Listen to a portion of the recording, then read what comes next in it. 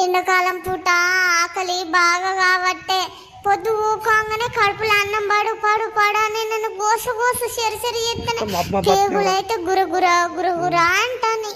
కేకులు గురగుర అంటే నిజమే కానీ 5 గంటలు లేచి పొద్దుకు 6 గంటలు 7 గంటల వరకు పని తీర్చుకొని వంట గిట్ల చేసుకొని తింటే కాదా? ఓ ఎన్ని గంటలకు లేస్తుంది ఆడమ్మా? 7-8 గంటలకు లేచి 10 గంటలకు ఆడినాక గురగుర అనకపోతే గరగరా అంటే పిచ్చుకుందా? పొద్దుగాల నువ్వు లేచి వంట చేస్తే నా కడుపులో పేగులు కాలునా? నన్ను అర్థం నేనైతే అర్థం చేసుకో అన్న.